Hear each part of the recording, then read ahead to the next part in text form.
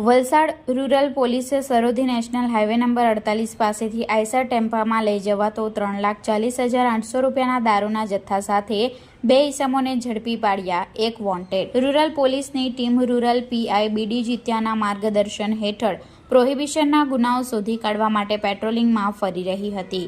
જે દરમિયાન ખાનગી રાહે બાતમી મળી હતી કે એક આઈસર ટેમ્પો નંબર MH10CR4356માં વિપુલ પ્રમાણમાં દારૂનો જથ્થો ભરી બે ઇસમો સુરત તરફ જવાના છે.